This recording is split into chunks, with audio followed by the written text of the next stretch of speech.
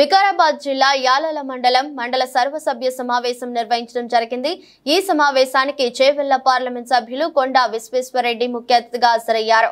ఈ సమావేశంలో 10 అంశాలపైన చర్చ జరుగుతుండగా మాజీ ఎంపీపీ ఎంపీటీసీ కరణం పురుషోత్తం రావు సమావేశంలో ప్రస్తావిస్తూ కేంద్ర ప్రభుత్వం గతంలో తెచ్చిన జాతీయ గ్రామీణ ఉపాధి హామీ పథకాన్ని తొలగిస్తుందని అపోహలు వెల్లువెత్తుతున్నాయి కాబట్టి అంశంపై ప్రజలకు అపోహను తొలగించాలని ఎంపీ కోరారు।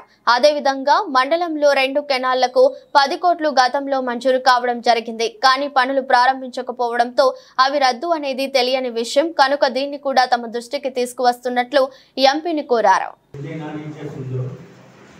ఎన్ఆర్ఈజీఎస్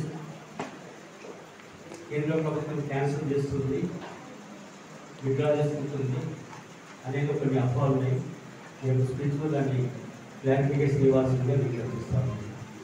అదేవిధంగా చాలా మండలంలో పోకటువంటి సంఘటనలు మధ్యాహ్నం పిలుచుంటే ఈ యొక్క అక్కరవేడిది అది అప్పుడు గతంలో మన దీంట్లో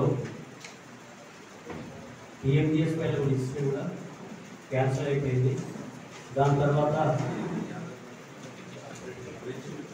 ఎంఆర్ఆర్సీ చేస్తే కూడా క్యాన్సల్ అయిపోయింది కాబట్టి ఇప్పుడు మీరు పిఎంజిఎస్వై మీద ప్రపోజల్ పెట్టాలి। దాదాపుగా 5,45,00,000 రూపాయలతో ఎస్టిమేట్ ఉంది కాబట్టి ఆ బిడ్స్ రోడ్ కూడా కంప్లీట్ అవుతుంది, రోడ్ ఇన్కంప్లీట్ ఉంది కాబట్టి చాలా ఇబ్బంది ఉన్నది।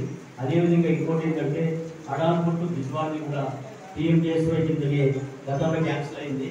5 కోట్ల రూపాయలు 5,10,00,000 ఎస్టిమేట్ ఉంది కాబట్టి ఇవి 10,50,00,000 అయితే మరి దయచేసి మీరు ప్రపోజల్ పెట్టి మంజూరు చేయాల్సిందిగా విజ్ఞప్తి చేస్తా ఉన్నాను।